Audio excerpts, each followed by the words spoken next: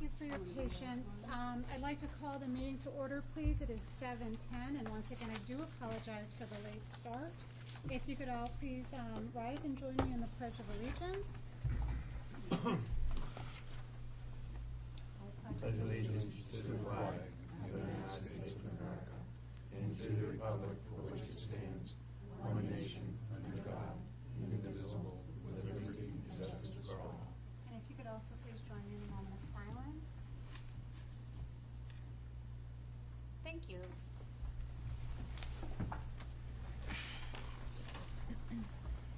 All right.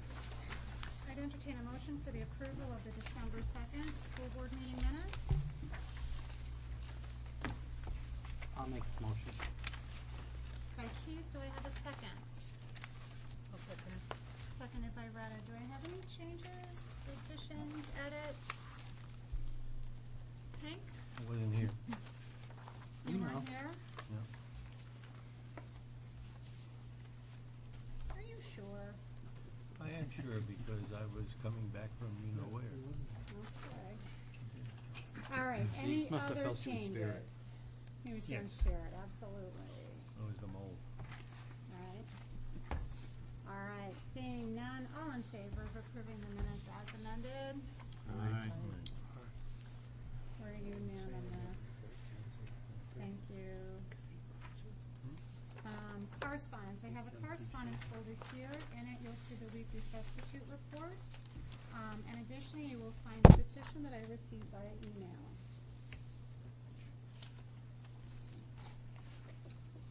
Commendations, good news.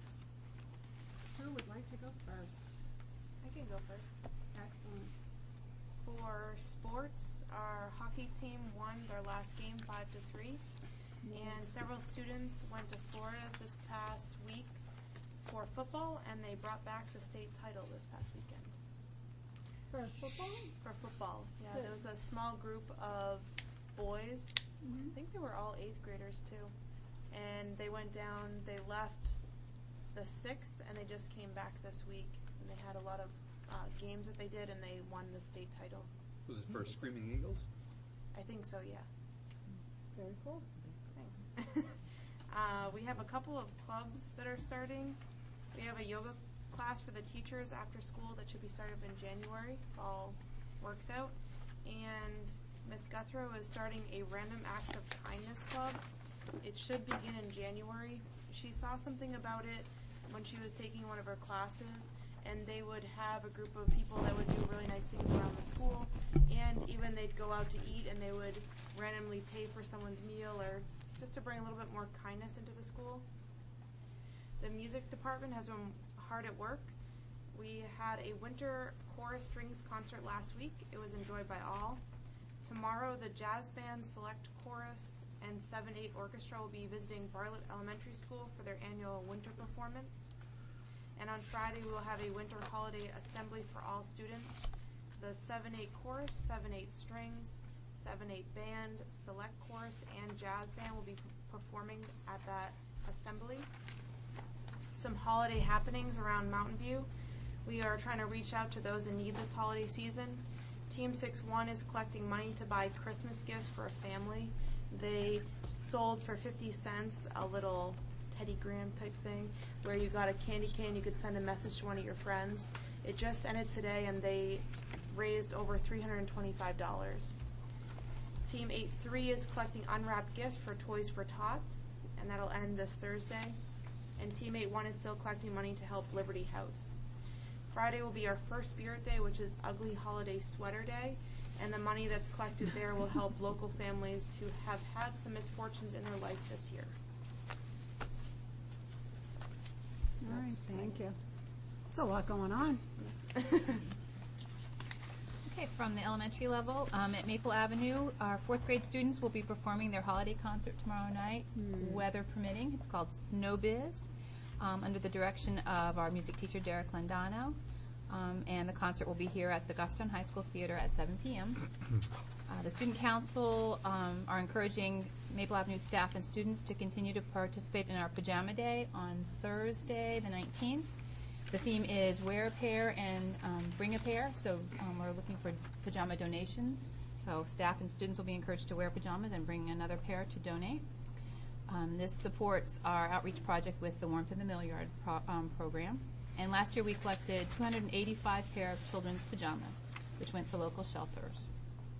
At Glen Lake, parent-teacher conferences were a big success. On the teacher workshop day, December 6th, attendance rate of parents was 96%, or 169 out of 176 sets of parents. The teachers worked very hard to accommodate all parents, scheduling most of the conferences between 7 a.m. and 5 p.m., and other conferences occurred before and after school on days surrounding the teacher workshop day. So given the way that Glen Lake is set up, each teacher has between 30 and 34 sets of parents to conference with, so it's a big challenge for them, but they were able to do that. So congratulations to their teachers for ensuring that strong connection between school and families. Excellent, thank you. Anybody else have any commendations or good news? I want to commend all our schools for the community outreach that they do. I see on the sign, out here at the high school, they have a really lofty goal for canned food drive. Mountain View's done canned food drive. We've got pajamas. I know Glen Lake does canned food, and Maple does canned. They all give back so much. It's wonderful. It teaches the children how to give back, and just terrific contribution to our community. Do a great job. We do have one other. We had an election 2 weeks ago, and the article passed overwhelmingly. And for that, I'd like to commend everybody who really went the extra mile to make that happen. That was a lot for a lot of people, such as Denise, such as Kathy Ball, countless number of people who did great stuff. Public comment.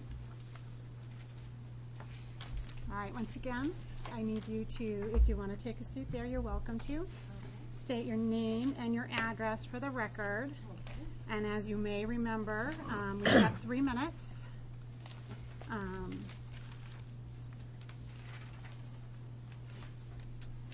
my name is Katie Benner, and I live on 12 Joffrey Street in Goffstown. And a little later on, after I'm done speaking, I will pass out some pass-outs for everybody. And first of all, I would like to say, again, I've said this once, and I said it again, as a country, we owe a debt of $16+ trillion. We don't know how we're going to balance our budget. And in Goffstown, we still have many people that are unemployed and are even earning less than $15. And I should say that, administrators, principals, teachers, town workers that have jobs should be very grateful to have a job. But it's sad to see that our town people are being taken advantage of, And I listened to the last budget meeting on December 12th, and some of these ways of how people are going to pay their taxes is outrageous and unacceptable. We were told that people should take out reverse mortgages, tax lien, and go on social services. Well, that's not acceptable, saying that to the town people, especially a lot of them have been there for 30+ years. And a lot of people don't even have children that are in the school system. And we're paying high real estate taxes and outrageous salaries of $70,000+. Okay, contributions that are very high for retirement, longevity pay, health insurances. We can't keep on like this, And cuts to custodians and paraprofessionals aren't going to cut it. And taking away field trips from the kids, that's not right either, Cuts have to come from the salaries, have to come from the workers, because we can't continue like this, and it's not right, to tell us to get taxed out of our houses or to take reverse mortgages, etc. It's not right. Things have to stop. And I have a petition here that was signed by at least 50 people asking that you folks do something about the situation that we're in. You need to cut salaries. You need to reduce the share of contributions, retirement bonuses, and the percentage that we pay for health insurances, because that amounts to maybe 50 to 75% of the salaries. So if we're paying $70,000 salaries, just think about that. Another 50% added for all these benefits, we can't do it anymore, It's not right. So anyhow, I'm going to pass this out. And I would like to ask also, is there a way that we can attend as a common taxpayer some of these meetings that have to do with negotiating contracts? No. When we can't. Negotiations, no, but as was explained to you at the Budget Committee meeting, and I believe when you and I corresponded previously, this will go to the budget public hearing, and then it will go to the ballot in March. So there will be an opportunity, but no, not during negotiations. That doesn't seem fair, because we only see the bottom figure. We don't see all the lines, and the people can't vote, on the lines. They just vote for the whole thing. That's not right. I think they should be open to the public when you folks are negotiating. Okay, I know Negotiations you're looking at the typically time. are not. Pardon? Negotiations typically are not open. But that's not right, though.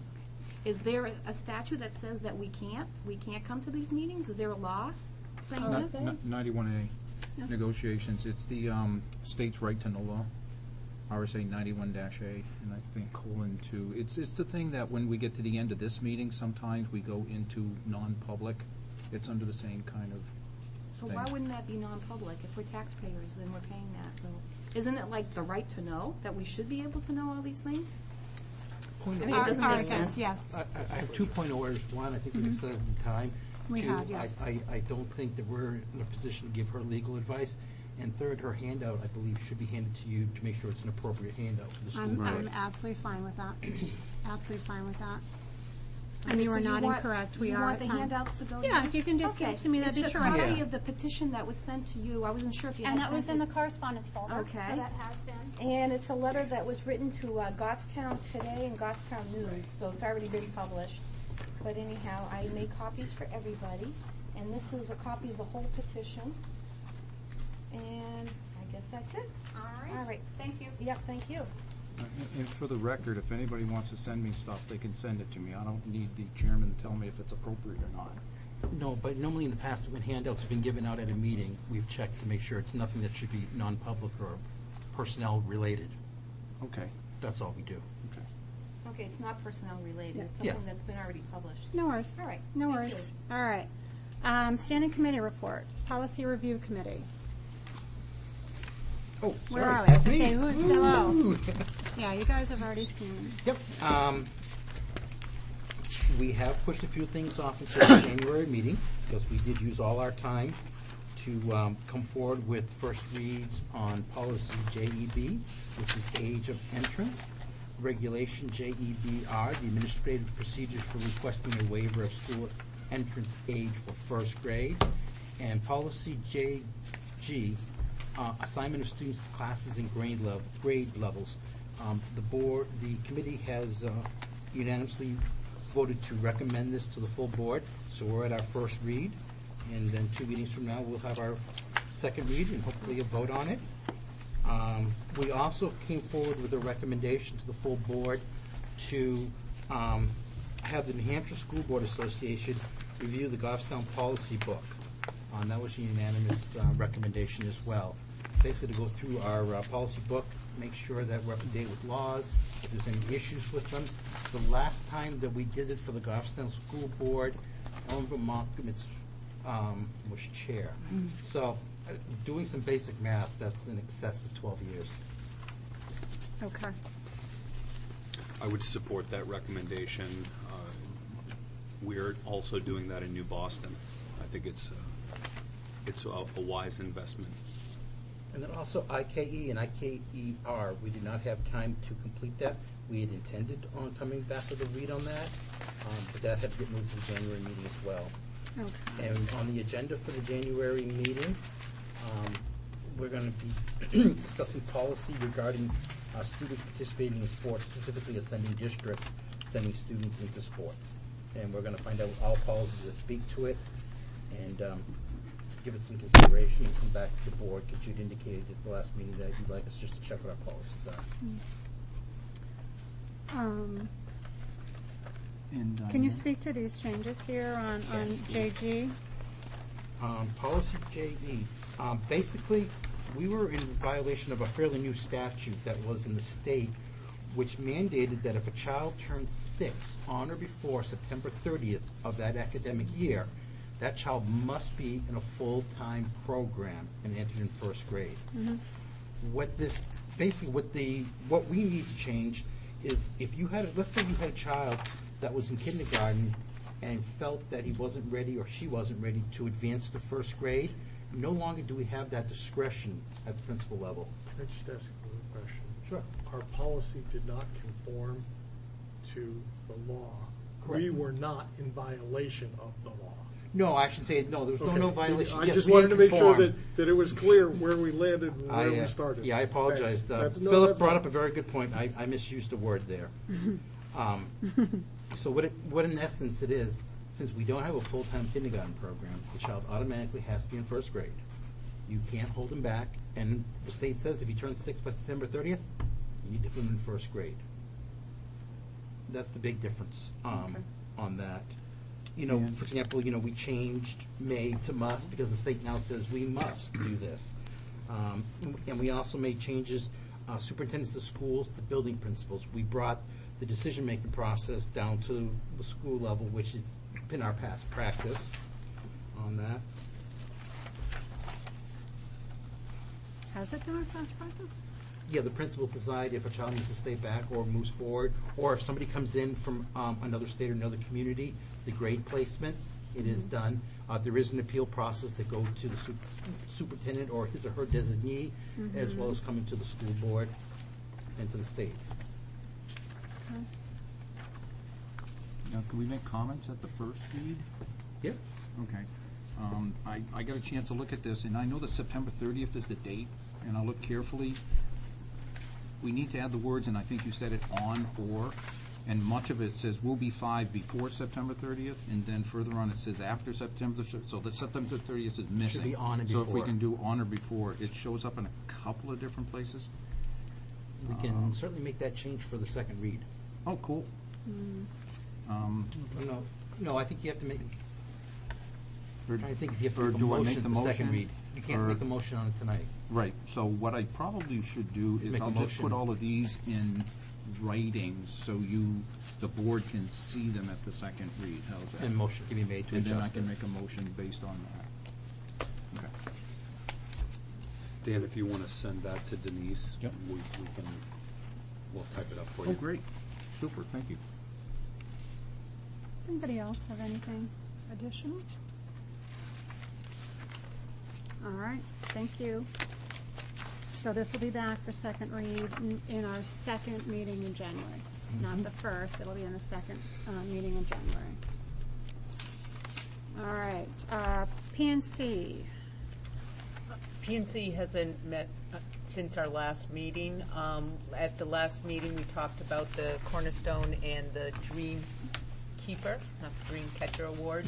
And Denise has sent out those to all of us, and Brian, I believe that's also gone out to the principals as well.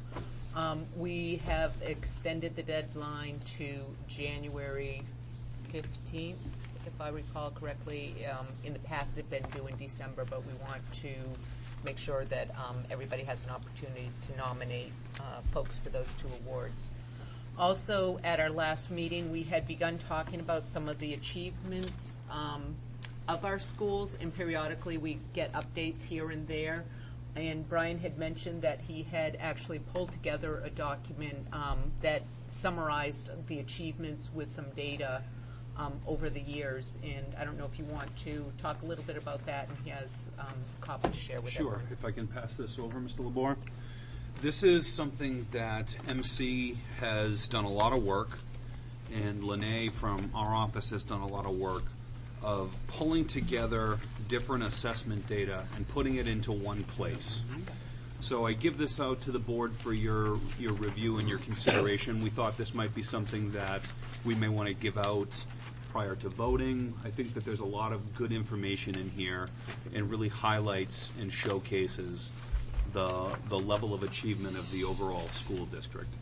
So this is a draft document, as you can see from the watermark throughout it. So if you want to take this and give it a review, this was based on a document from another school district that we thought was really well done. Could I offer maybe a suggestion? I think a lot of people, it'll get put in their hands and they really won't go through it. Is it possible that we could have some type of executive summary in the beginning for parents who really only look at the first page? I think this is just a draft right now. This is just a work in progress. I'm just thinking maybe an executive summary might help some of the people to at least get a general overview. Good point. Well, I think that first introduction really serves as the summary.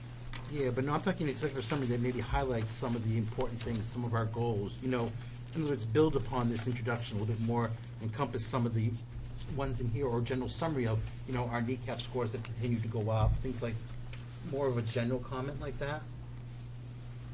Because, you know, a lot of people, when they get handed this document, they're not going to go through it in its entirety. Well, let's all take the time to go through it in its Yeah. entirety, and see where we land after that, because it's a draft. That's all this is. Oh, All not right. to be withheld, I have just one quick comment. Generally, when we print color graphs in black and white, they lose a lot of their ability to focus. There's a method for us to turn it into a black and white type chart. So when we print it in black and white, because it'll have X's or lines going in one direction or the other direction, rather than different shades of gray. And it might make sense to print it in color. Yeah, it's Yeah, we just should more probably do it because of high expensive. school. Would be more interesting. Again, this was, Okay. if I'm not mistaken, this was just a draft. for Right. Well, that's our- why you make our comments on the reading draft. pleasure. Right, that's, So. All right. Anything else? C&E. We have one of our discussions was the course of studies, and we have some recommendations that we would like to bring forth to the board. These came from Laura Rogers, and she advised that the changes to the programs of studies will have no budget impact. The existing staff are able to cover all the course realignments that I'll go and outline. The first one is Spanish 3, and the current Spanish 3 class prepares students to take the AP exam at the conclusion of Spanish 4. Many students enrolled in the class will meet the 3-year college requirement at the end of Spanish 3 and not progress to Spanish 4 and AP Spanish. The Spanish teachers have researched successful Spanish programs in the area and made site visits to see and learn.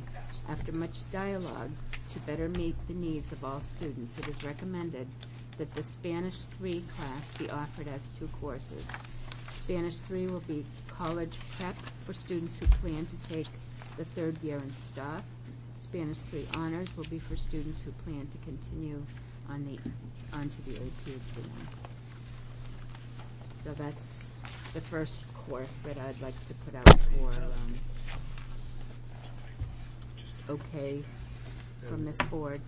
The committee recommended, and therefore I'd make a motion to add that course to the program of studies. I'll second that. Do you have any further discussion? can you repeat that, please? I didn't quite hear. Which, the motion? Yes. The motion was to add Spanish 3 to the program of studies as presented by Ms. Rogers. We have the teachers and no additional time. Right. That all got covered in the beginning, yeah. Yeah, Laura Rogers Yeah, I'm advised sorry, that the changes to all of these programs that I'm going to read to you have no budget impact, and the existing staff will be able to cover all of the realignments. So they're just recommendations that she has to better serve the kids' Sure. needs, really, is what it turns out to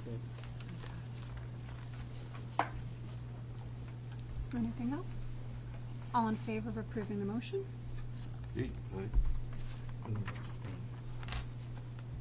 Opposed, and then one abstention. So we are all in favor. No opposed, one abstention. I guess that means not all. The second is physics, and to align with the College Board's recommendations, AP Physics will now be broken into 2 years with a credit assigned to each year.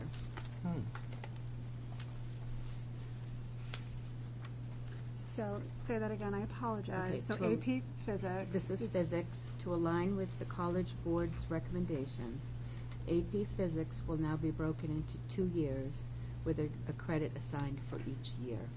So it'll be physics over 2 years for 2 credits. I see. And it's, how has it previously been delivered? 1 year. Just 1 year, right? For how many credits? For one. For one And credit? this also, I believe, had to do with eliminating physical science as a freshman level course. Yeah, I can go into, Okay, I didn't would know you if you like were- me to read that part of it too? I so think you it might can be get the helpful whole for, thing? for folks to. Okay, also physical science.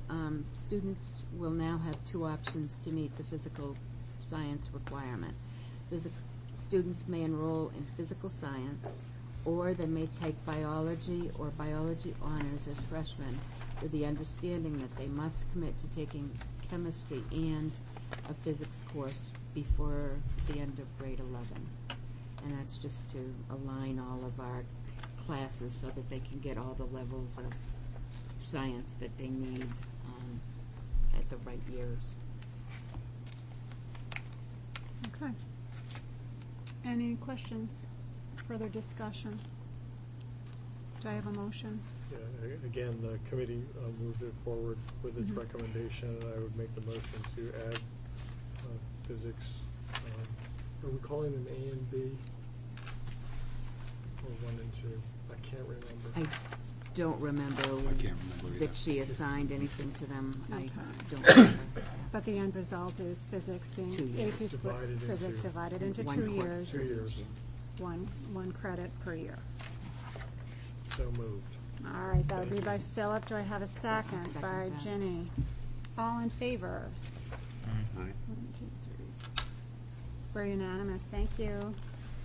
And then the physical science is the next change. The students will now have 2 options to meet the physical science requirement. They may enroll in physical science, or they may take biology or biology honors as freshmen with the understanding that they must commit to taking chemistry and a physics course before the end of grade 11. And so those are not new classes, they're just a new requirement. Okay. It's an option. Right. The class itself is an option. What do you Exactly. trying It to used to be, express? okay, ninth grade physical science used to be an all-in. I see. Everybody had to take it, Okay. okay? Because of the courses that we have available and because of the schedule, there are students who may choose to enter biology in the 9th grade and begin their science curriculum here at that level with the provision that they take chemistry and physics by the end of their junior year. Okay. So it's an option, Gotcha. which will effectively eliminate the need for those students who meet that requirement to taking physical science. Okay. Do I have a motion? It was recommended by the committee, so that I would make the motion to accept that,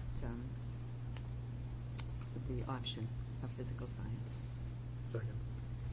So a motion by Ginny. Can you please restate your motion, Ginny?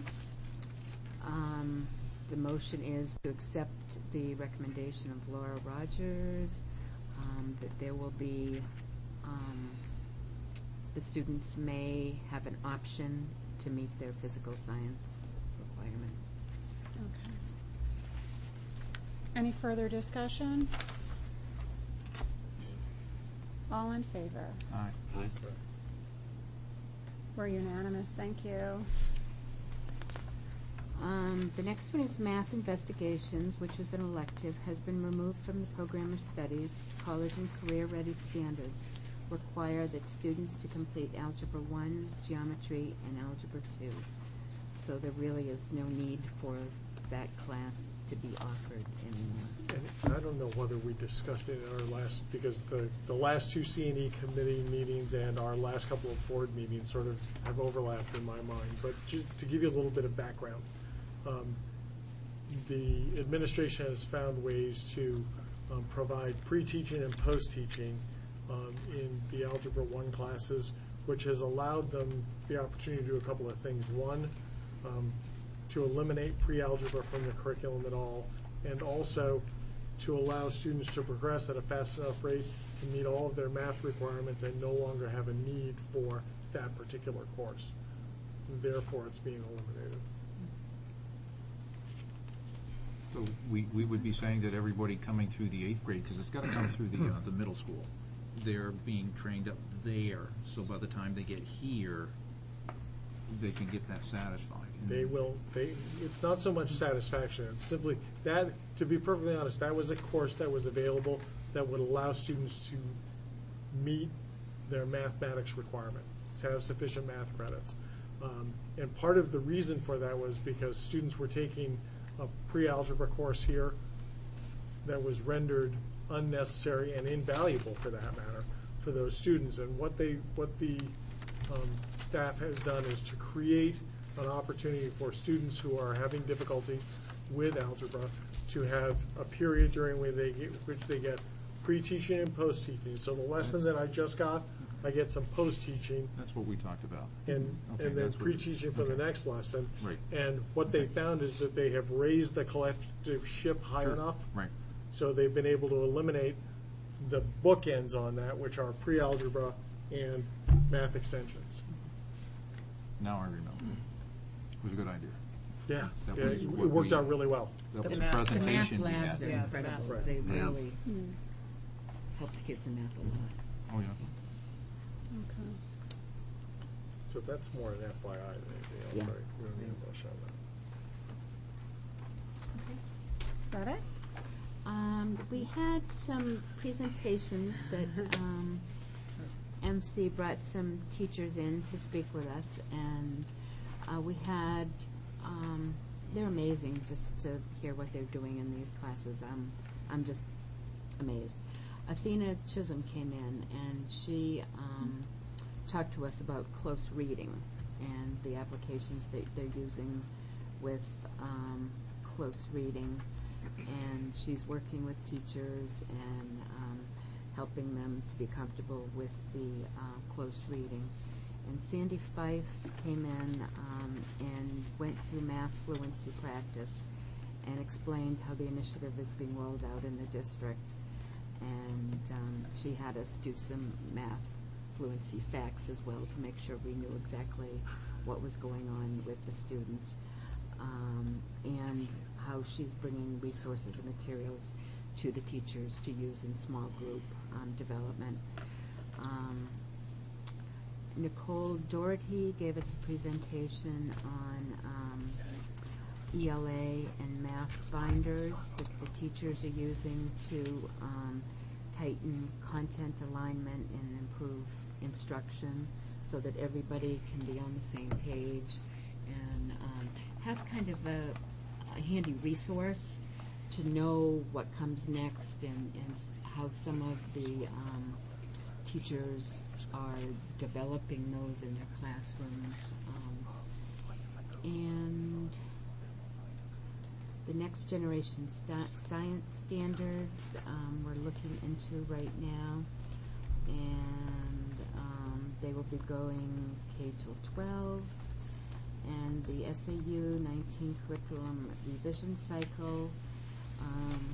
Pretty much we all know that the 5-year curriculum cycle has been kind of put behind. But The last 3 years, yeah. And hopefully we're going to be looking into that again in our February meeting. And our next meeting is January 13th at 7 p.m. at the SAU, and our athletics report was moved till that January meeting. When I asked if that's it, it was kind of tongue-in-cheek. You guys have been busy. Well, We- yeah. That was a We had lot. really And interesting meeting. in yeah. fairness to Yeah. Jenny, and I apply the same thing to what I'm about to say, there's nothing that we can possibly do to communicate accurately, or even marginally, what we've come out of the last 2 CNE meetings with. Everybody is always encouraged to attend those. You have missed something if you haven't attended. And it's not an admonition. Everybody only has so many hours in a day. But if you get the chance to do it next year, you should do it. Athena Chisholm took us through an exercise that made sense when you listened to everybody else in the room, but it was absolutely terrific, and it gives you an idea what close reading really is. Other than just the terminology of Right, close reading, because it's something because you it have sort to of do. sounds like, confetti when you throw it around, like it's just another thing that kids are doing or that's happening in education. It isn't.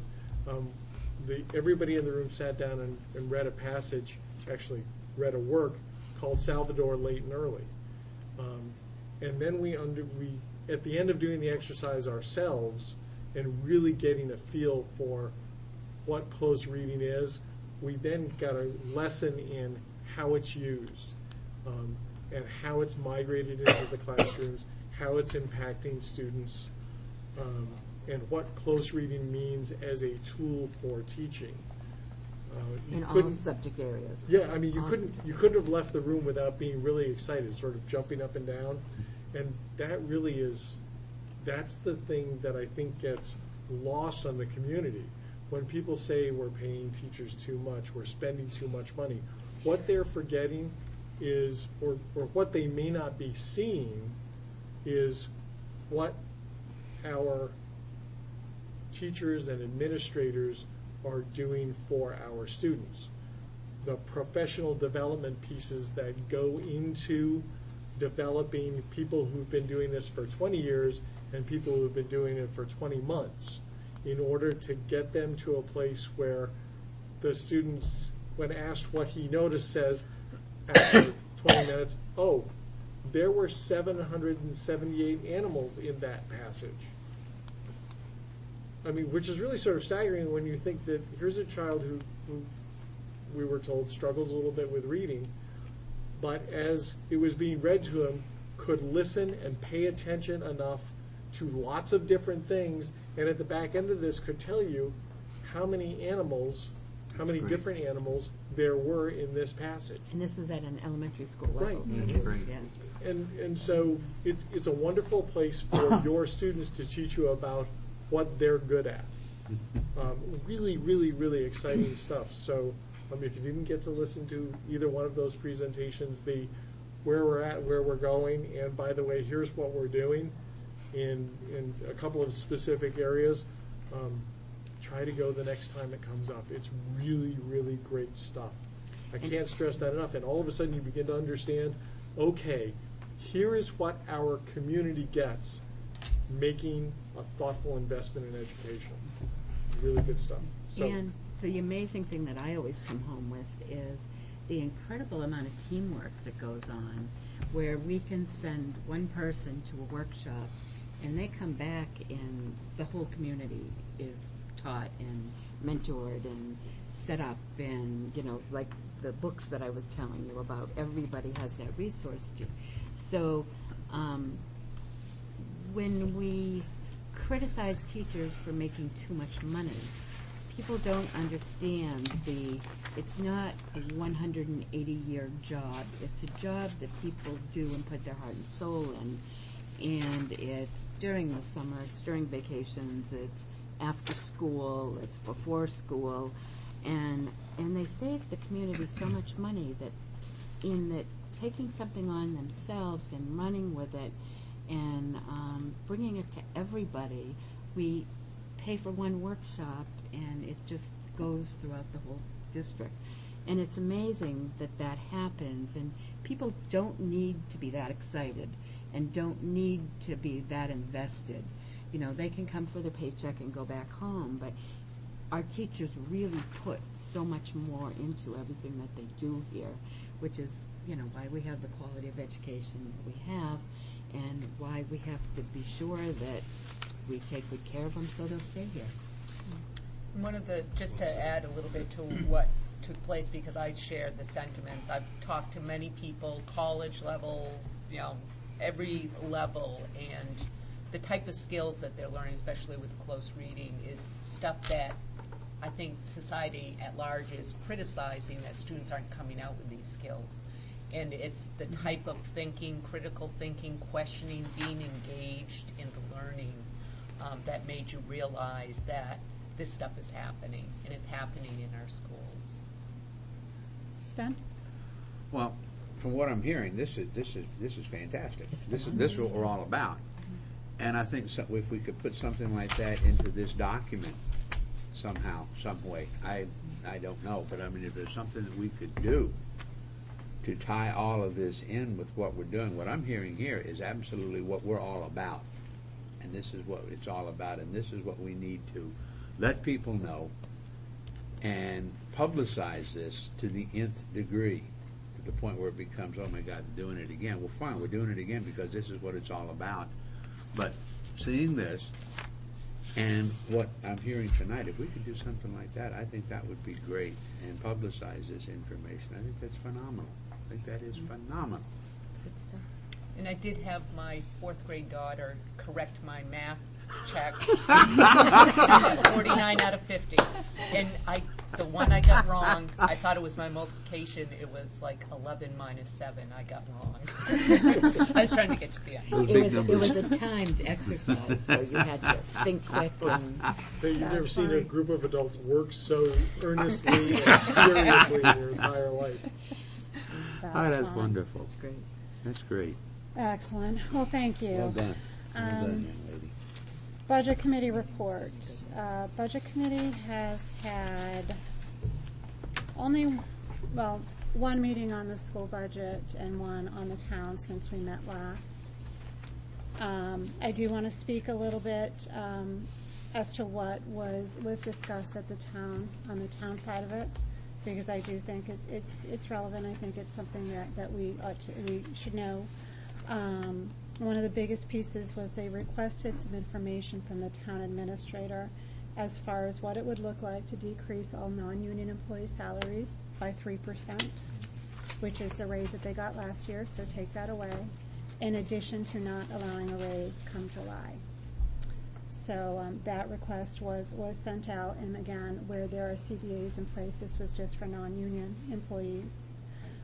They also talked extensively about cutting longevity pay.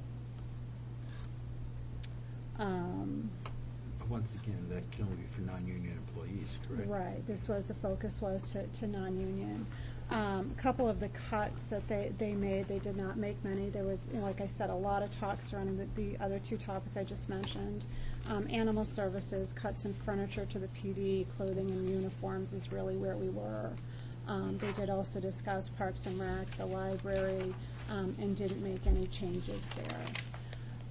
As far as our budget goes, our budget was taken up last Thursday. It will be taken up again this Thursday.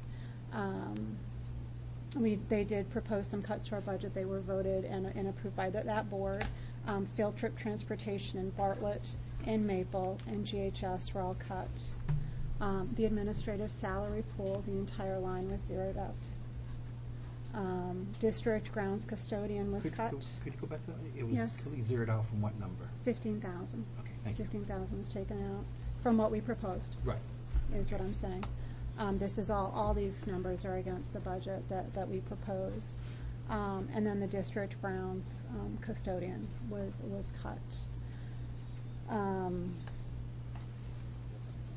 In total, I think it was 47,000. Yeah, it's about that. It wasn't huge. I will mention that the evening started by discussion of taking our budget to below default, our proposed budget. It did not get a significant amount of traction at that time. I don't know where that's going to go. Was a motion made to that effect during the meeting? No. Nope.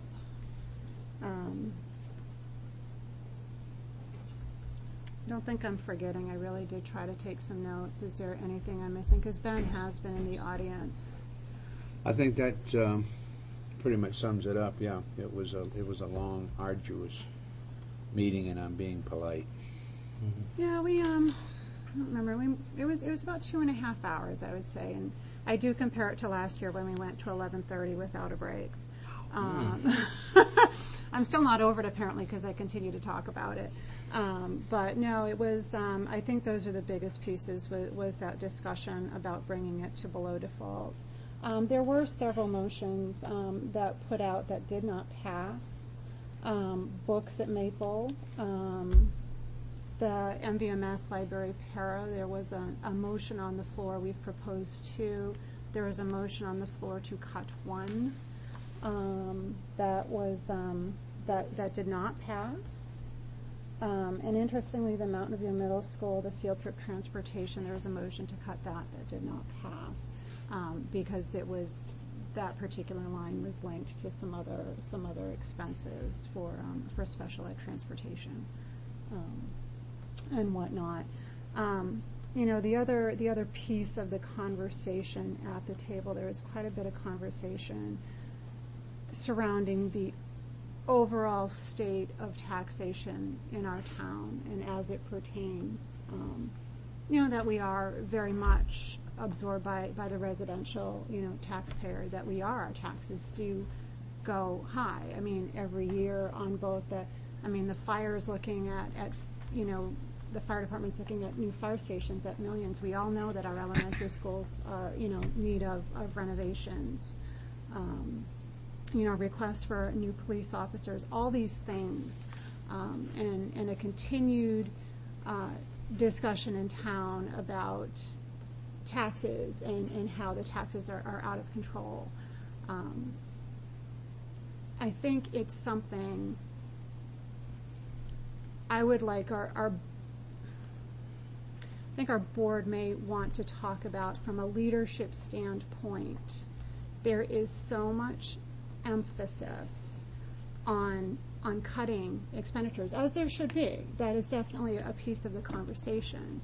But simultaneously, there's, from the revenue side, there's, we continue to be delivering these goods and services, and yet the revenue side, if anything, is shrinking. And there's no growth, and it seems like this is, and it's a greater community discussion, but I bring it forward to this board in this capacity only because we are a community leader. We are a community board, and we are leaders in our community. So it's something that is on my mind, that I am interested to know of any feedback from you folks, and to maybe start the discussion.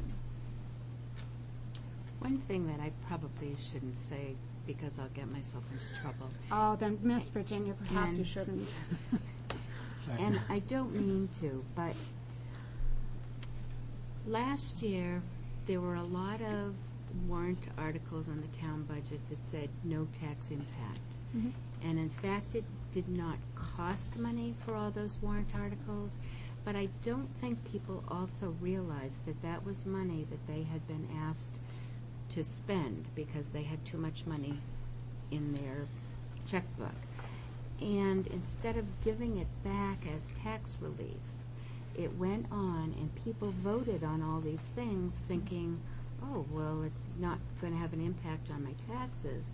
Well, it really did, because this tax bill that we just got, that some people really had elevated taxes compared to last year, could have been better if that had come back in the form of relief. And there is So awareness of that at the budget committee table. There have been those sorts of discussions. The fact that when the money goes into the general fund and it doesn't get returned to the taxpayer, that in fact there is a cost to the taxpayer in that. And I think where people are saying, people get paid too much money and we have to cut people's salaries, I think more needs to be looked at that kind of thing instead of making the people that work for our district, have trouble meeting their bills because, that huge amount of money went there instead of for tax relief, and now other people have to lose pay because of it. It just, all of that has to be looked at in the big picture by people before they start just saying, people need to earn less money. Well, I think my point is that I think we all recognize that there is a tax issue. There is not one person at this table, I am certain, who would want anybody to lose their home over their taxes or to have to live on flour. That is not the case. We already know that our staff they earn below what the state average is. We already know that our cost per pupil to educate these children is incredibly low as compared to others. Consistently, what do we have? We're in the bottom 4% of what we spend per pupil. I'm not sure if 4%, remains accurate. But on the same token, we continue to have more houses. We continue to have any number of demands upon our system that we need to meet. These are challenges that we are constantly faced with. And I think something that we need to remind taxpayers of too is you may be paying this teacher this, but you don't know what the other half of their family is. They may have a spouse that's out of the job and is in the same boat as a lot of other people.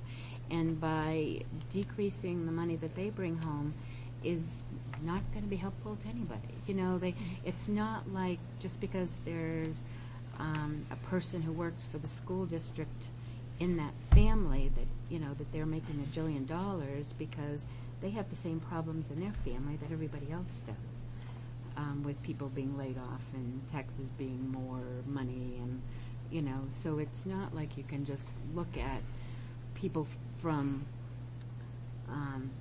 that we're talking about their salaries come from that are just living high on the hog, because they're not, generally speaking. Philip, did you have something? I'll try to make it really quick. Mm-hmm. Ginny I'm made sorry. Ginny started something which is, she makes a good point that when warrant articles go on and they look like they don't cost money, it's much easier to vote for them. But there really is funding out there. And I don't think that's really lost on anybody. And one could make a really, really good argument that spreading a burden over a longer period of time and then using those dollars to purchase things in the present isn't a bad idea. That it can be an effective way to manage a community's resources. One of the difficulties that we've had in the past is there's sort of been an imbalance in how we could do that. Hopefully, at some level, that's changed a little bit with the passage of last year's warrant article that allows us to hold some funds. Now, it's on a limited basis and for limited purposes, but in much the same way as the town has managed its resources, returning some to taxpayers, holding on to some, and then making decisions to purchase once they have permission through warrant articles, it's not a bad idea as long as everybody knows what's going on. I think there is a sort of a level of understanding about that. Probably one of the things that's more important is that we need to behave collectively, and getting people to do that has been difficult. At every all boards meeting that I've been to, my one question is when's our next meeting? And it's always been a year later. And we've always found ourselves sort of talking about the same thing. So as a community, if we're going to do something that's going to benefit and look at the entire community and how we use the community's resources, we all need to be in the same room together. Mm-hmm. And we need to look at the global interest of the community and what we're getting with the tax dollars that we're spending and how we're raising tax dollars. Because when a conversation occurs, when a presentation occurs like occurred tonight at the beginning of our meeting during public comment, that is one piece. And it looks at a very, very small portion of an equation that involves delivering critical thinking skills to students beginning in kindergarten and taking them through grade 12 and preparing them for the next steps in their adult life. And the piece that's missing from our conversation, whether it's about the police department or the fire department or the schools, is what are we getting? What's the value out of our investment in our community?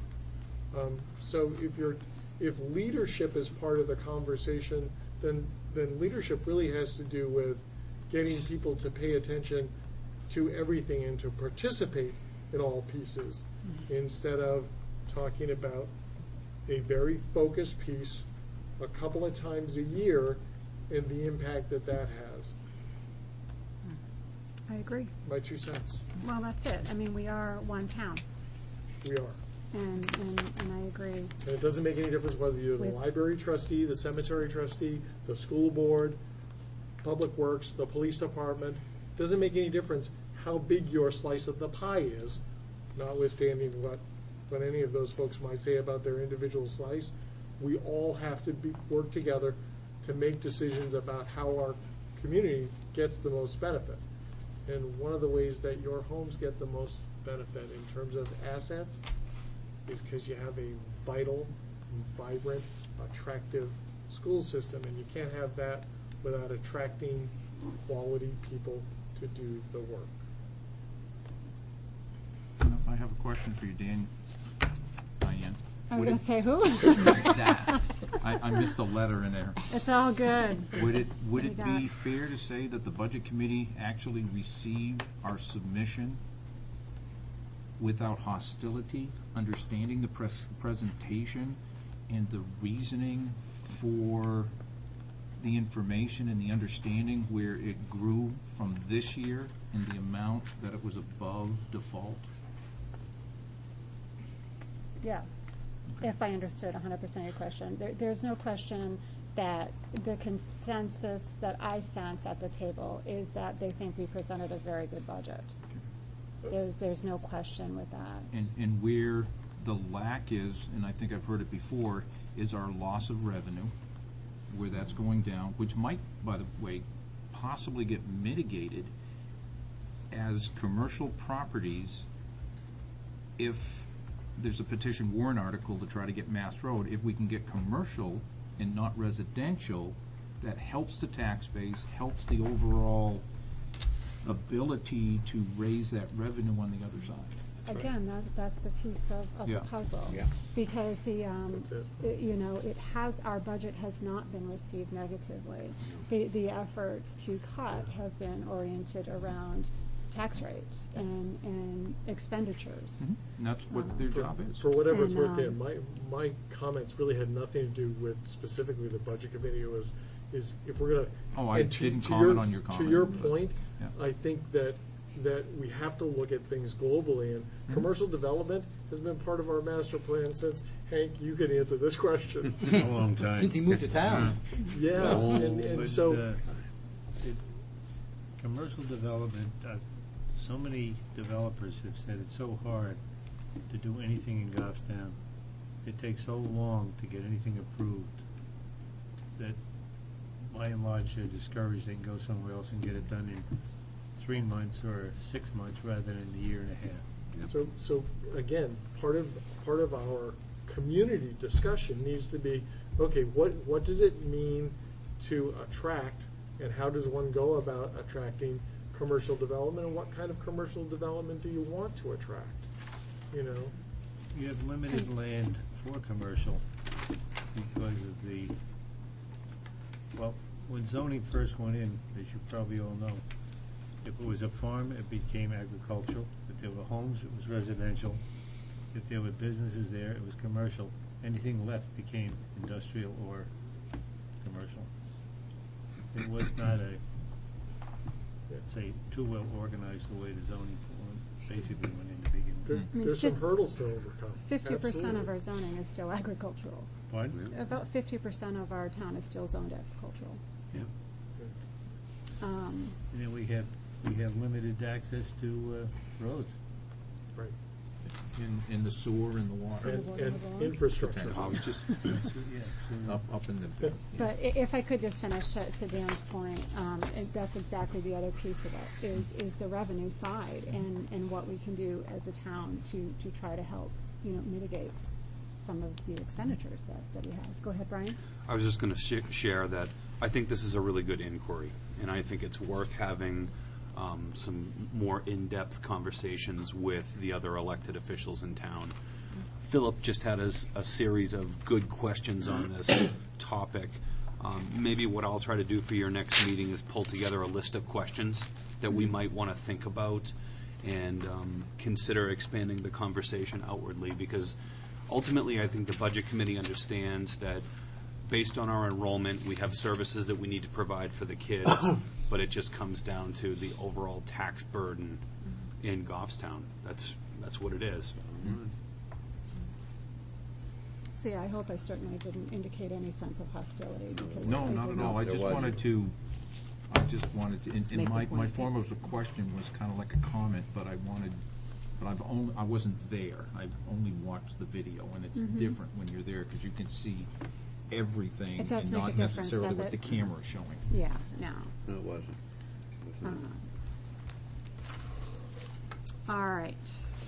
Let's move on to A&F. We did not meet tonight because we had a competing meeting, although I do have a manifest. I'll make the motion after I read the manifest. It is for $1,671,711.58. Of that, we have the payroll, taxes, and benefits of $1,172,331.78. We have 3 sped expenditures that go over $5,000. The Lighthouse School, which is services for 2 students in November, $11,184. The provider, which is the transportation services for them, that's $41,899.98. And the Spalding Youth Center, which is services for 1 student, $5,598.68. Now, we have a few other general expenses, and anybody notice it was cold outside? $12,200 for oil. Honeywell, we had to replace a heating coil here at the high school, $5,900. Hussey Seating, Goffstown High School gym seating repairs and inspections, $8,700. It's the bleachers. Okay, and a few meetings ago, we talked about the bleachers and the Right. things and what they need. Are they all fixed now, or is that pretty much? They are fixed. Are they right? Yeah. Yep. Oh, cool, so it's safe for the kids to sit on. Public service, $25,500. St. Anselm College for ice time, $6,200. We paid, we must have turned over some money to abandoned property, $9,750. What would that, is that paychecks? Pay checks primarily, yeah. Primarily paychecks. Unclaimed items. Yep, we don't get to keep that. If somebody gets paid, then the money goes to this is the old day job. And it goes to abandoned property, they sheet it, and if you ever find out that it was yours, you can get it back. So if you're an ex-employee who wants your money, now you have to go to the state of New Hampshire. Town of Goffstown, we paid $10,100 for sewer charges. So I'd like to make a motion that we approve the manifest of $1,671,711.58. Do I have a second by Philip? I do want to clarify Absolutely. one thing. When you went from the November services for 2 students at Lighthouse, the next line was $41,899.98 for them. What you meant when you said them was all special ed students or Yes. just those 2? No, not just for those Okay, two. It's I it's just for the wanted to make entire sure. November transportation services. That's what I thought. Yes. Thank you. No, that's great. Read it into the record. What's his lost check? Lost check, curiosity kills me. Oh, yeah, well, because it's a, go ahead, the lost check, the number one, $1,600. It's a replacement check. Curiosity kills me. Paycheck was lost by an individual. They asked that it be reissued to them. But we take the money and we actually make an accounting entry that gets redeposited, but since we have to write it again, we have to go and approve it again. We do, Yeah, we've done that for years. even though it doesn't actually change anything. No, Correct. Okay. bookkeeping entries. Okay, any further discussion? Seeing none, all in favor of approving the manifest as presented? Aye. We're unanimous, thank you. All right, that brings us to the SAU Executive Officer Superintendent Search Committee report. Brian, do you have a memo for me? I think it was in your, I do. All right, superintendent search is on its way. We've got some ads placed. We put a call out for the assorted volunteers. And we're in the process of holding the different public forums at different schools to gather information from the public.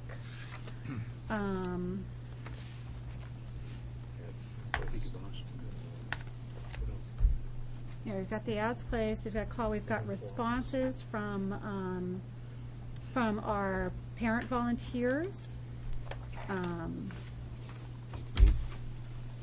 We were looking for 2, and we have 2. I believe so. We have Mara Clinton Jones and Adam Osborne as our Goffstown parent representatives. We also put a call out for different community members. So we've got Goffstown community member Rose Gilbert, Goffstown community member Sarah Murray, and then Wendy Perrin. From New Boston. Yes, but unfortunately, these submissions were received after the deadline. So the committee does need to determine what to do with these received after the deadline.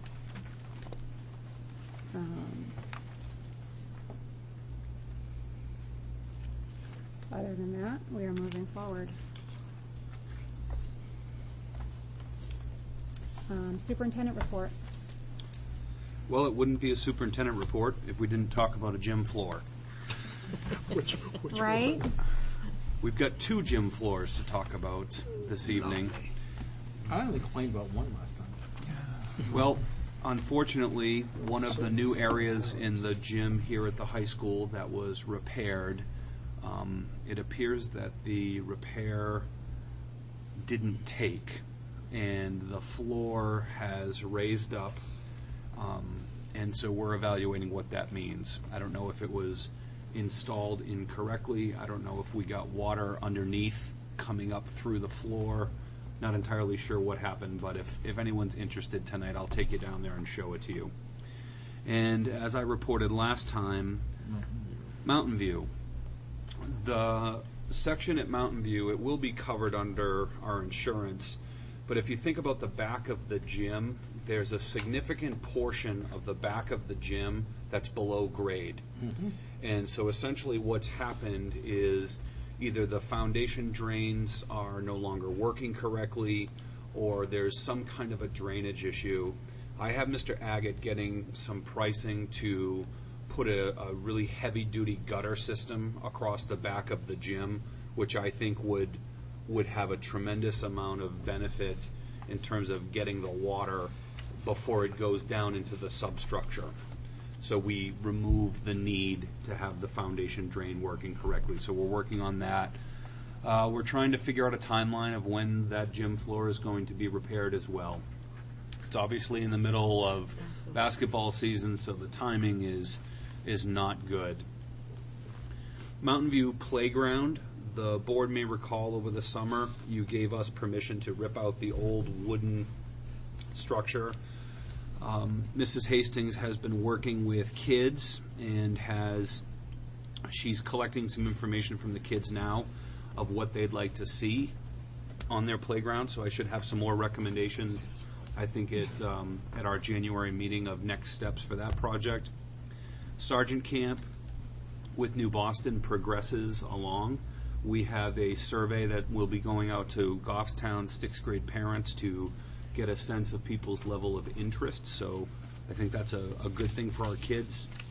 We had to buy a new snowblower over the weekend. The snowblower at Maple has died. The gears are all shot, so that was something that you'll see in the next manifest. Along with Diane, I wanted to thank all of you for your hard work at the election. Jim Raymond, Joanne Duffy, Kathy Ball, Mrs. Moran, everyone put an awful lot of work into making that happen, and despite the fact that we only had 135 voters, it went really well. And it was, pardon me? We had 136. I checked. Oh, my goodness. Thank you. Carry on, Mr. Balker. Thank you. Tomorrow night we do have a scheduled area meeting.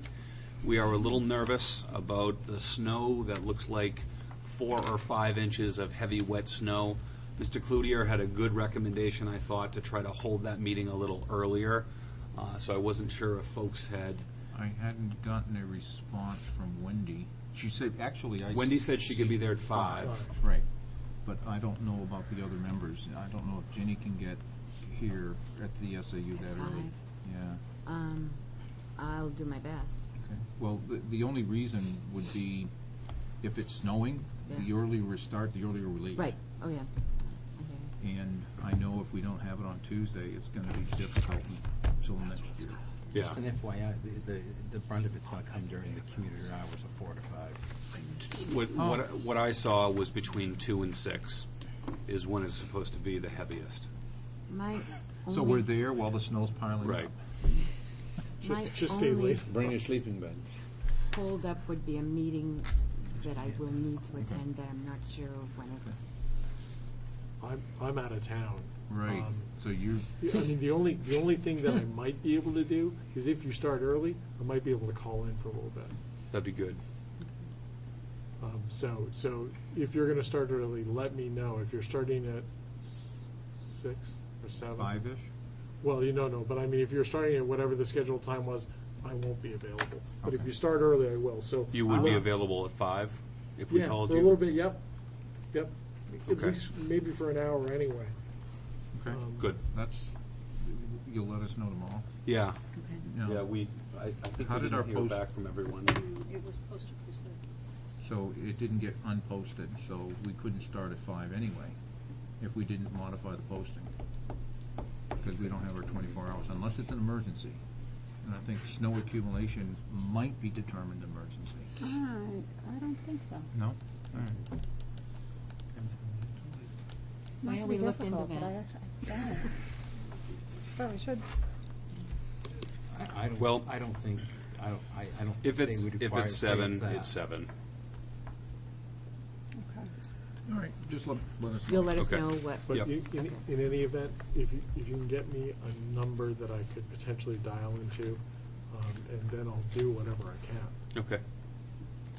We'll email you and let you know. Okay, great. All right. And that business has to be finished tomorrow to get the report in on time? Is that what I understand? We've got a call into the commissioner's office, and we're going to try to get on the January state board meeting. That's our goal. So we hope to have that solidified tomorrow. Okay. So it would be our intention to bring that to the state board in January, Okay. because they need to approve it. And My- did we get the official letter from the moderator, Jim, appointing the 3 members? We expected it either Friday or Monday. It was going straight to the SAU. We haven't seen it yet. Okay, because I think officially we need that in order to do the work tomorrow night. We will make that happen tomorrow. Yeah, I'll send Jim an email. Because I think he did it verbally. He may have done it verbally. No, he and I spoke. You're right. And then we corresponded. He said, consider it done. But I did ask him to please provide it in writing, and he said that he would do it. They had broken for their holiday party when I had talked to him, so he was short on staff. But he did indicate that if he didn't get it done on Friday, he would get it done today. Okay. And my last item is at the SAU board meeting in New Boston last week, or was it the week before at this point? Last week. We had talked about the cupola, and tomorrow Mr. Trexler is coming. As I think a lot of you know, Mr. Trexler is a structural engineer. He's going to come take a look at the cupola, and one of the board members from New Boston is coming as well. So if anyone's interested in a little field trip to the SAU to come see the cupola, you're welcome to join us. And Ray and I are planning on going to the selectmen meeting in in January to discuss the cupola in greater detail. That's tomorrow at 10, Keith. Okay, I had a chance to review the lease, and I believe we are not required to replace that cupola. That we can make any changes we so desire without permission, structural changes. That would put you The only in we can't do is put an addition on it. direct opposition to what has been I, historically. you know what, I didn't grab it to bring it with me argued. tonight, but there was a paragraph on it. What So I time is think your we may not be cupola visit? required. 10 o'clock. In the morning. Yeah, you can come anytime, Dan. I'll bring you up there. It's lovely. No, I was given a hard copy. Okay, that was all I had. All right, thank you. But I can PDF it, send it out to everybody. All right. So we've got no old business, we have new business. I do have, Oh, I do have yes, a little, Jenny? if I may. In light of the recent school shooting, I'm just wondering where we are in our lock replacement. I am concerned about staff members going out into the hallway, I don't think it's started yet. especially We on, had a meeting today. Mr. Agate met with one of the lock vendors, and the vendor presented a new style of a Columbine lock, and we are doing the doors at Glen Lake. This is the first building that we're going to do, obviously the smallest and easiest one. They're quite a bit cheaper than the original quotes that we were looking at.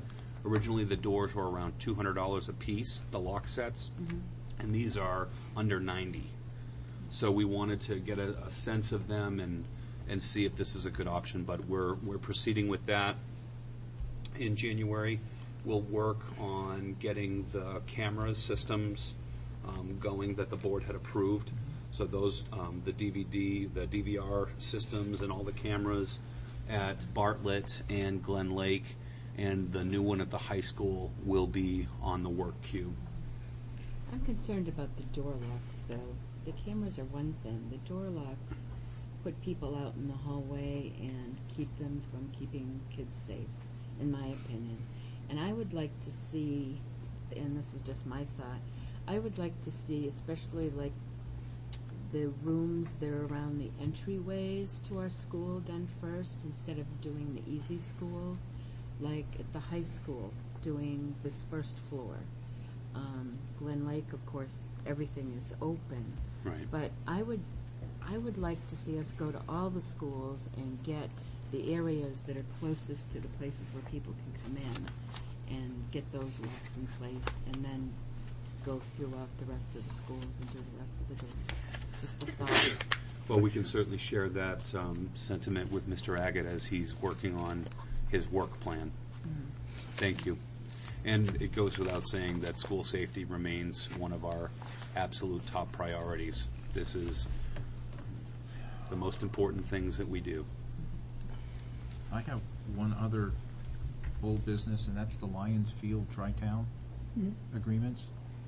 If I remember correctly, there was going to start on January 1.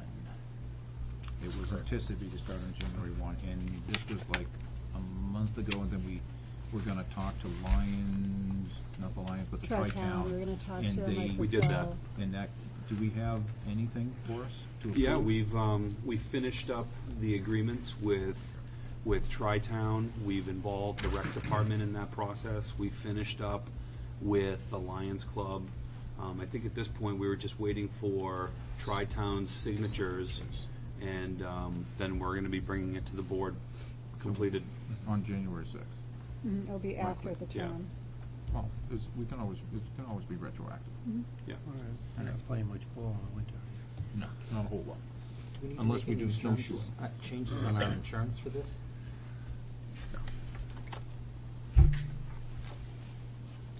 All right, brief teaching and learning presentation. We have Mrs. Pishka with us tonight. Welcome. Sorry. Thank you. Thank you.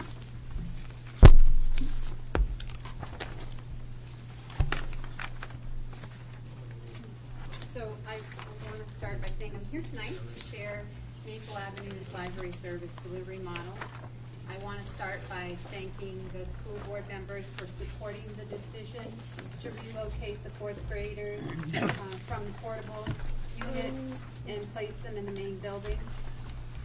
Looking into the future, my hope would be to bring back the school library and have students in a secure space as well. We're making the best of the library situation, and I want to share what that looks like with you tonight. So you'll see a theme through this, hence the title, A Menu of New Opportunities. And I have to say, Linda Mastretta, our media specialist, is outstanding, and it's all working because of her.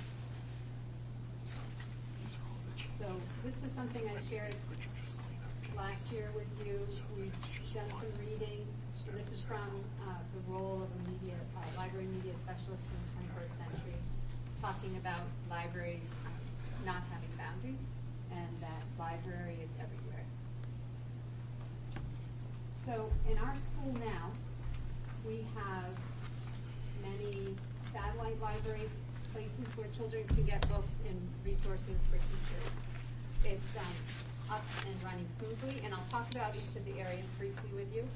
All the students have access to library materials, and they have scheduled times at our satellite library. Thousands of books have been checked out in the first trimester. In November alone, there were 1,400 books that were circulated. We started out the year with book baskets, and they'll continue, but this was the first piece that we put in place for classrooms. We deliver these book baskets to classrooms each week or as needed. There's 20 to 25 books in it, and now that the kids are understanding what this is and how it's being delivered, Linda is receiving teacher requests and student requests, along with theme-based books, teachers asking for compliments to our reading street selections and class interests. This is our self-checkout area in the building. There are 200 books. They're nonfiction and early readers, and our self-checkout at this point is for 4th grade only, but Linda and I are talking about having 3rd grade part of that as well. And this is like in the grocery store where you can check yourself out. It's the same idea. This is in one of the hallways, and children can come read some books. The ones that they like, there's a card inside. They write their room number on it, drop it into the box, and they take the book away.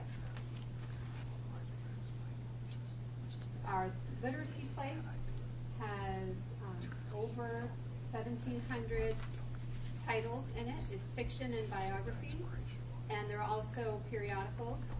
This is right now. It's for grades 3 and 4 for their scheduled book selection time. But we are certainly open to allowing children who can read chapter books or once-a-year books are also welcome to join. Just another piece from that same spot. Suzanne, can you go back a slide, please? Sure. Can you talk about the numbers in the top right corner? Oh. On the little... That, okay. Well, the children go in. This is for independence. The children, 3rd graders, come in. They find their library card. They pull their card, and then they select their book, and they hand their card to the paraprofessional that's in there. Or so those Linda. are the class lists, Yes. right? Yes. Okay. Linda makes everything look really cute. This is a little video clip for you. The children, some boys in the 4th grade who came down to the literacy place to pick out some books, and I'm hoping we'll be able to hear this. So what do you guys think of Literacy Place? It's good. I like it. I love it. It's awesome. I like this place. What do you like best about Literacy Place? There's books that I like. There's so much selection of books.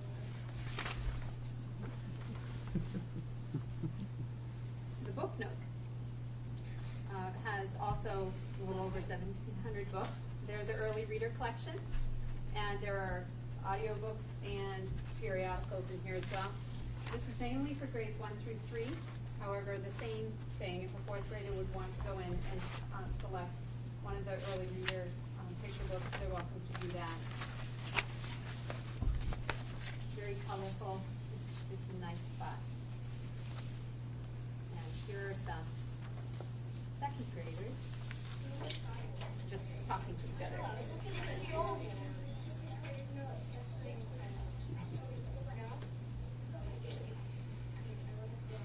Do you have any Indiana Jones books? Love it. It's great.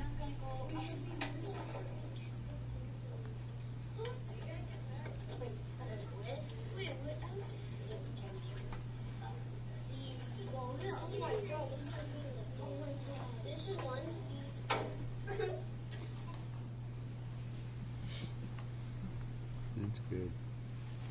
And I talked to a few people, I continue to talk to people about what they're thinking. Janet O'Brien, she volunteered, she's also a parent of school. Some input I'd asked her, I told her what the purpose was of collecting it. And she said that the library program is running smoothly. My daughter's happy to find that she can still pick out her own books each week, and the online hold system works great too. Teachers and students are using it.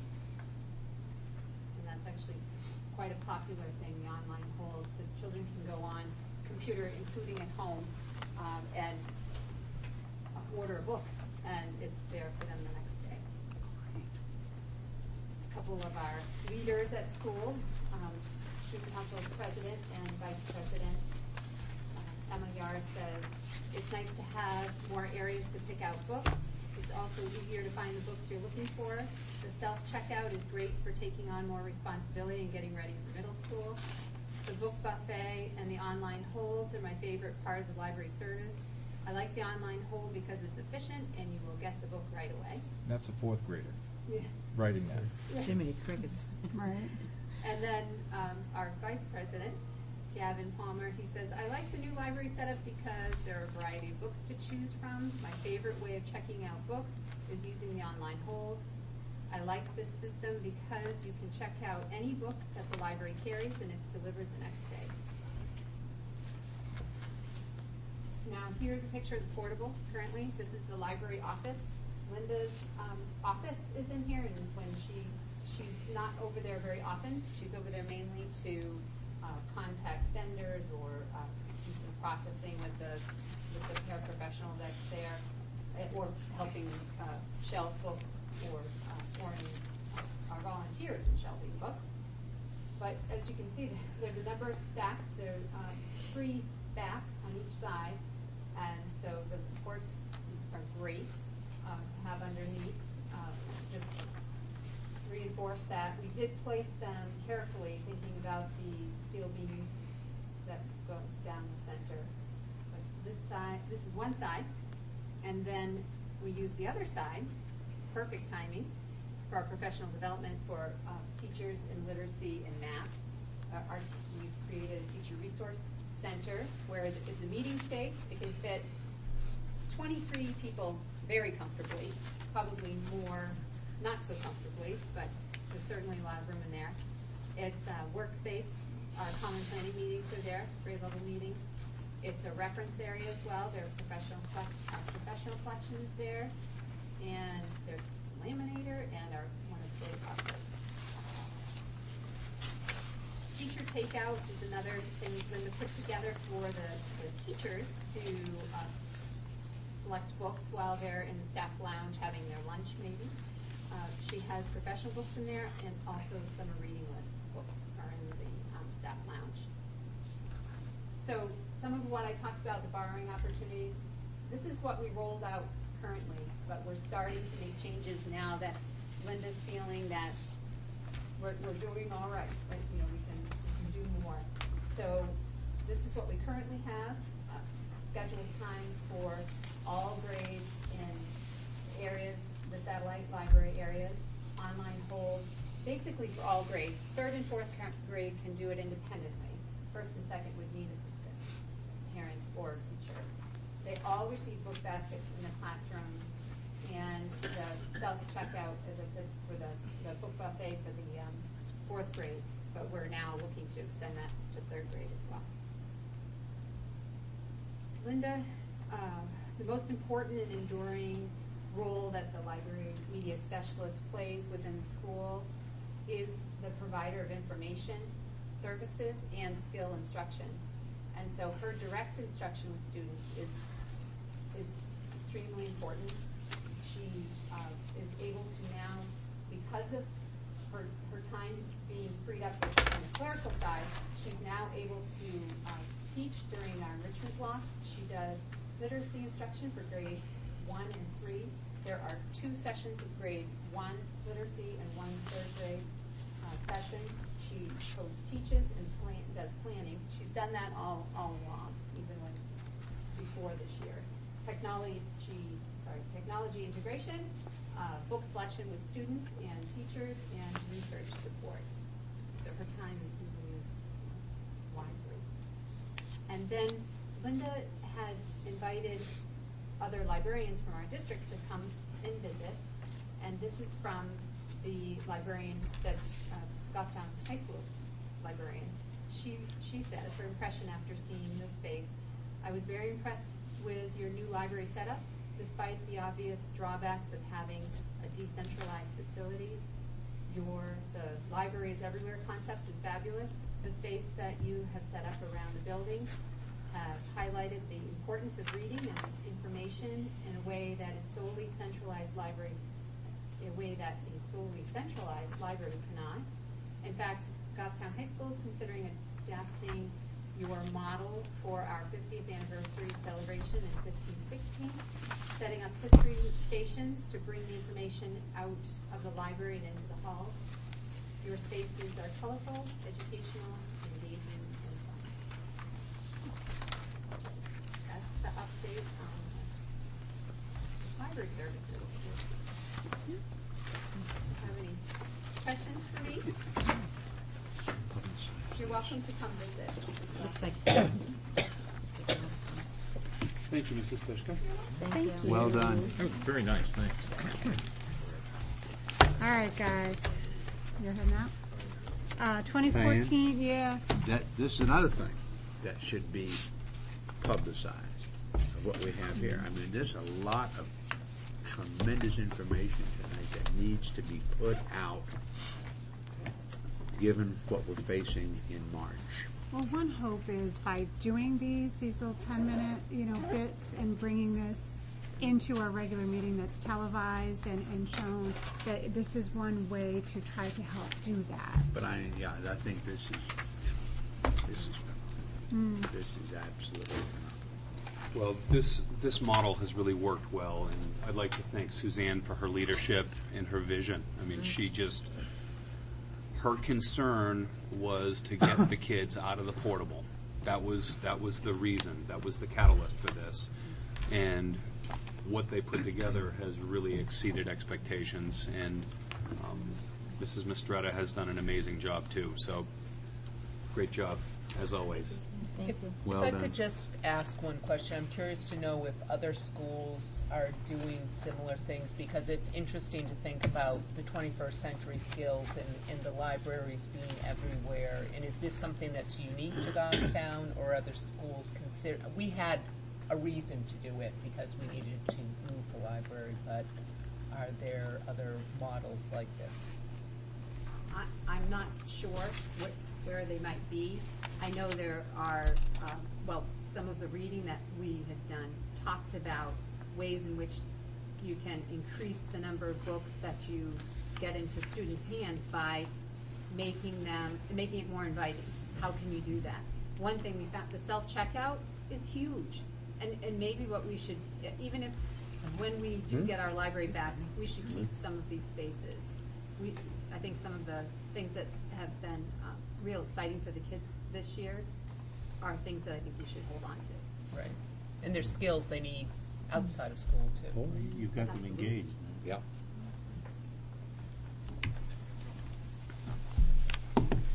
All right, guys, the 2014 draft warrant. We've got a copy in your handouts of what the warrant is looking like as of now. Obviously, a lot of blank spaces still. Are you looking for any comments? It sounds like you'd like to provide one, so absolutely. You were very astute in grabbing that. That's fantastic. The obvious one would be just to make Article 4, Article 5, the second Article 4. That would be the area agreement. I think that go up to Oh, Article. but we like 2 Article 4s. I think it might get confusing. That's the only difference. You suppose? Article 4 and 4A. Yeah. We had also had the ability of describing the source of funding for 3 and 4. And so I see some head bopping, so I'll just leave it at that, and we'll massage it, and we'll take a peek later, I suppose. As we move forward Yep, and get closer. right. All right, moving on to a resignation effective December 31. We pass these out. We have a resignation from Lee Brazel at Maple.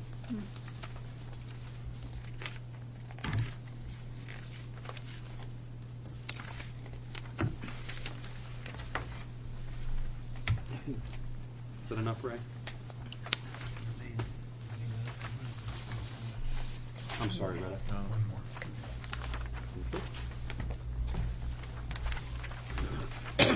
Do I have a motion? Do we have a reason behind it?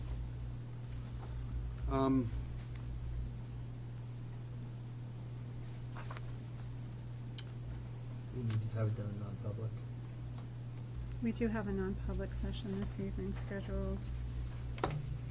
Not for, not. Personal, moving, other opportunity? No, I believe it's personal. Okay, that's fine. And our method to replace her? Mrs. Pishka, could you speak to that, please? Sure. Currently, we have a long-term sub in the position as reading teacher, and we have posted for the remainder of the year, January to June, and we will look at what we get from that posting, but my recommendation would be to keep the person that we currently have for the remainder of the year, and then we would look to hire for the next school year. And this is recommended by the interim superintendent? It is. All right, so moved. Got a motion by Dan and a second by Ben. All in favor? All right. Aye. We're unanimous, thank you. We have 2 student teachers, both from SNU. One will be with Krista Scarlett here at the high school, and one will be with Mrs. Stoyle at Glen Lake. I actually think I had Kristen in class as well. And then you have a methods practicum student as well? And then we have a gentleman joining us from New England College who's going to be working with Mr. Brooks. So I'm assuming this is a phys ed teacher in training. And these are just notifications These are just only? notifications. All right. We continue to, collaborate with local colleges and universities, and as the board is aware, we get an awful lot of requests for student teachers, and we have a great partnership with SNU. So we're very pleased to be able to continue that relationship. Me too. Okay. All right, thank you. Do you have any other business? Seeing none, I would entertain a motion to enter into non-public pursuant to RSA 91A, :3, Roman 2, subsection E, consideration of negotiations. So moved. By Seconded. Hank, seconded by Dan, and I need a head roll call, please. Yes. Hank? Yes. Beth? Yes. Yes, yes. All right, we are now in non-public. We will